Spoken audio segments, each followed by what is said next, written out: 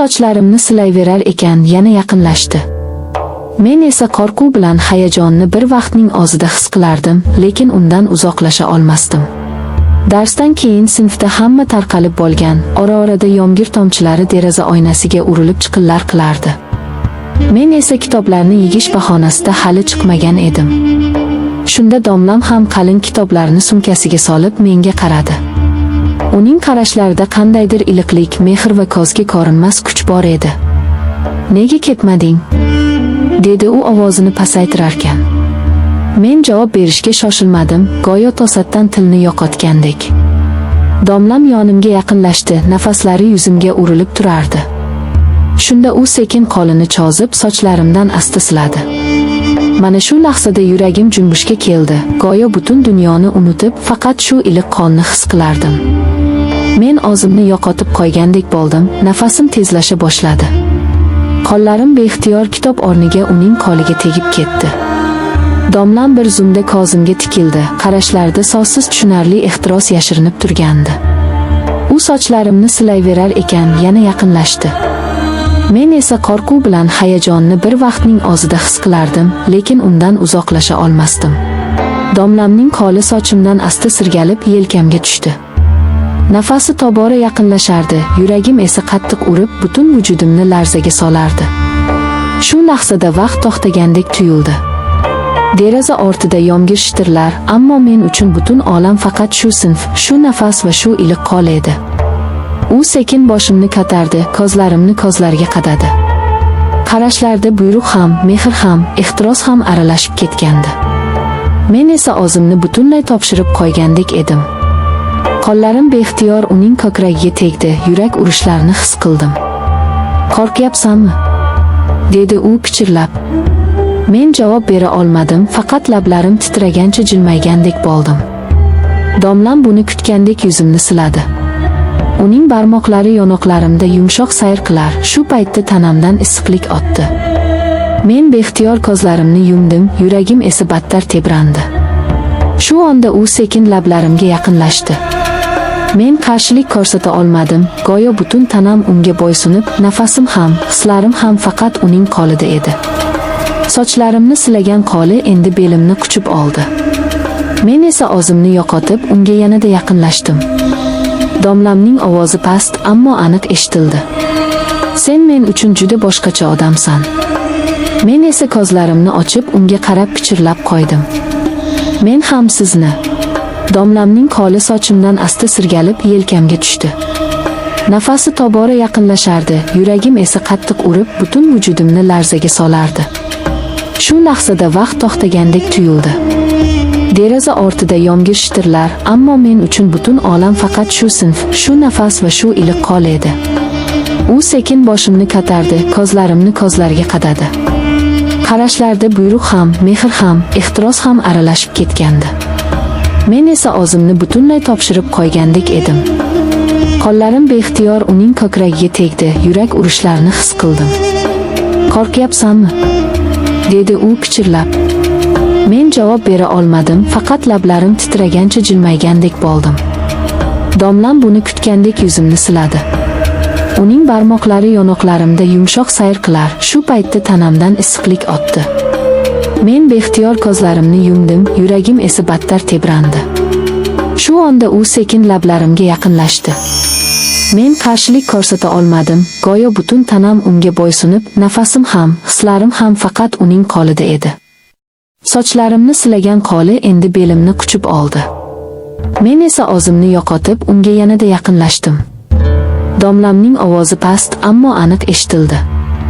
"Sen men uchun juda boshqacha odamsan." Men esa ko'zlarimni ochib, unga qarab pichirlab qo'ydim. "Men ham sizni." Domlamning qo'llari belimda asta qattiqlashib, meni o'ziga yanada mahkam tortdi. Unga suyanganimda yuraklarimiz birday urayotgandek tuyuldi. Nafaslarimiz aralashib ketdi, ko'zlarimni yumgancha ichimda qattiq hayajon girdobida edim. Bir tomondan qo'rquv, bir tomondan esa yurakni titratadigan shirin ehtiros meni butkul chulgab olgandi. U sochlarimni yuzimdan surib qo'ydi, barmoqlari bo'ylab titroq yugurib o'tdi. Men esa asta qo'llarimni uning yelkalariga qo'ydim. Issiq tanasini his qilarkanman, butunlay og'zimni yo'qotib qo'ydim. Domlamning nigohi yanada chuqurlashdi, ko'zlaridagi yongin yuragimga qochib o'tdi.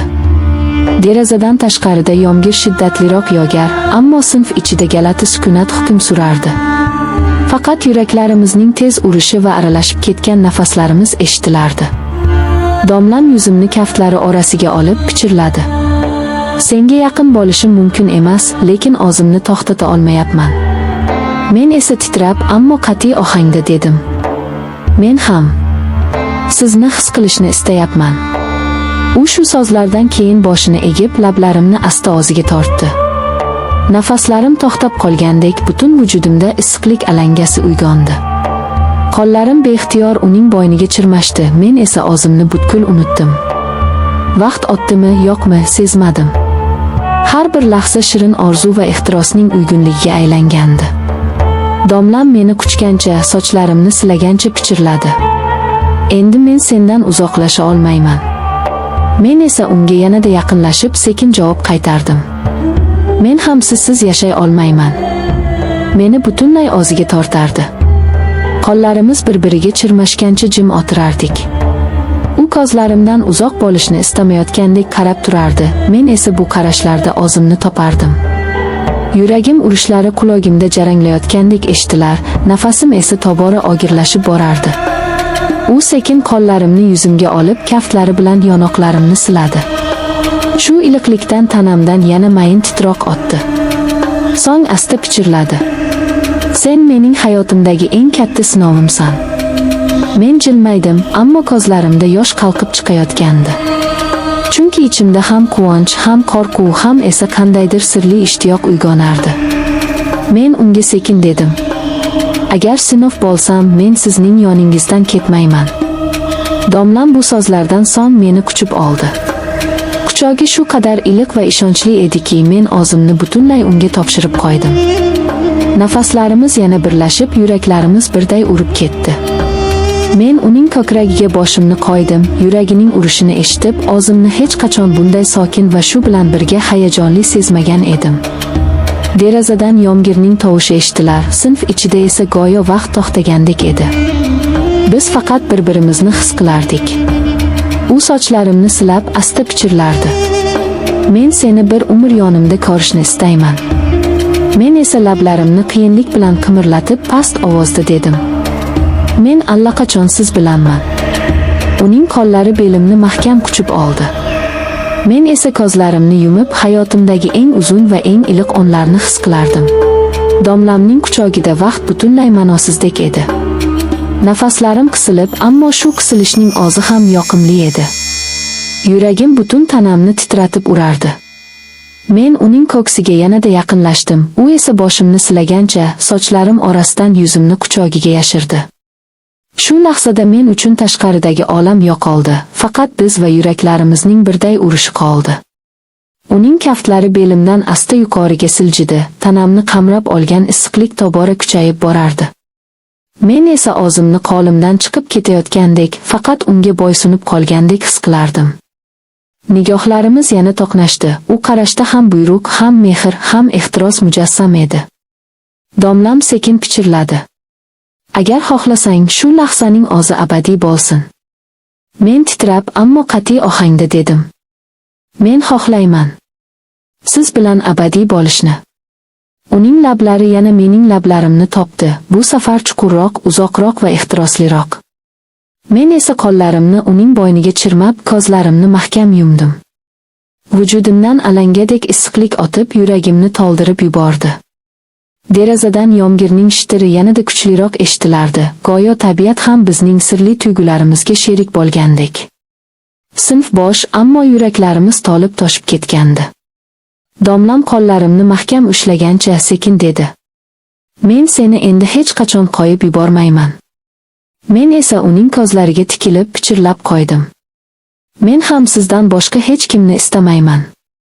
Shu so'zlar bilan yana bir-birimizni quchib, yuraklarimizni tingladik. Har lahza tobora chuqurlashar, ehtiros esa ichimizda alangadek yonib borardi.